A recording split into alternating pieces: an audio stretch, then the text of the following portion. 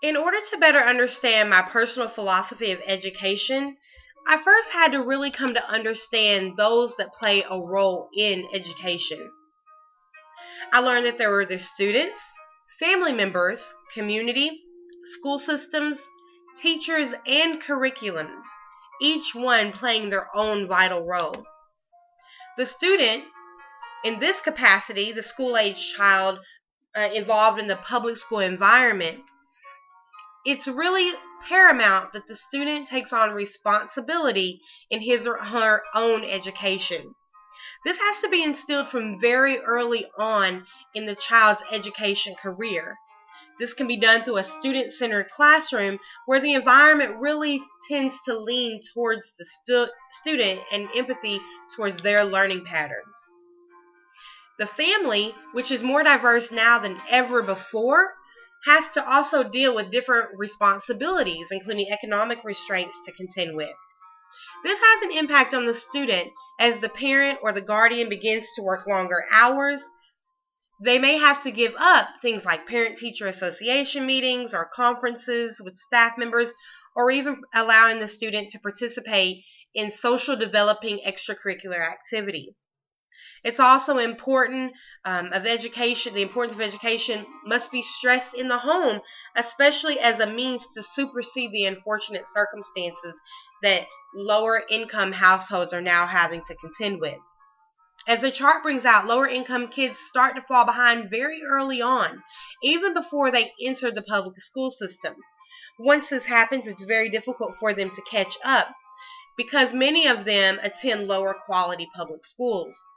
Consequently, as they get older, they're more likely to drop out of high school or not even to pursue a college education. This has a definite negative impact on their career choices and income brackets. And once they begin to start their own families, this cycle only tends to repeat itself. The community today for the average student is far-reaching than ever before. This can be contributed to technology and the World Wide Web. The community is no longer the township, but also encompasses the state and federal government that have an impact on things like education funding, standardized testing, zoning, materials, and equipment that are available to the school. These schools, or public systems, are now under stress that we haven't seen in the past. Outside influences now bypass the school to determine the need of that school. We also understand that the school, as a small society in itself, has each member being responsible for the success and the well-being of the student, especially while they're on campus. This is no longer limited to just teachers and administration, but also encompasses counseling, healthcare members, maintenance workers, and other non-education staff members. It cannot be denied that the student's main relationship is with the teacher in the classroom. The teacher takes on the responsibility of making sure that the student grasps the concepts that are being taught. But it can also not be denied that the teacher is simply a facilitator, and that all the roles are very equally important in the student's success.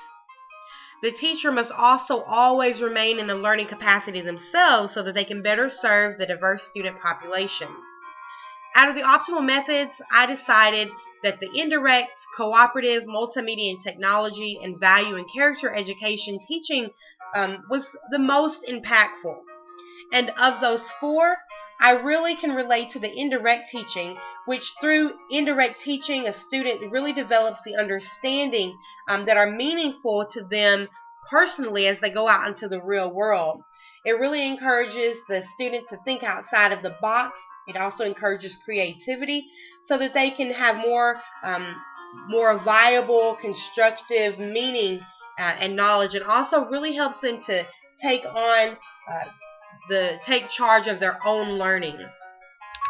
The curriculum that I most closely can relate to in my own personal philosophy of education must be progressivism. We understand that though it's not a modern way of teaching, it really can fit nicely into how students currently learn. It promotes social structures and provides a democratic living, which our students today really are closely related to and can find an impact in their own personal lives. The students not pressured to perform based on age or even a grade level. They're not separated according to gender or certain statuses. And they're not separated based on their weaknesses, but really encouraged to participate based on their strengths and their interests. In short, I really have come to understand that my personal philosophy is one of moving forward, not only for the student and the community, but even for myself as a teacher in many capacities, to really continue to learn on my own so that I can better assist those under my tutelage to really grasping the ideas that work best for them. The outcome for me is that every student is not based on the role of the success of a student is not based on the role of any single contributor. The student must be able to achieve and have an active role and responsibility in their own education.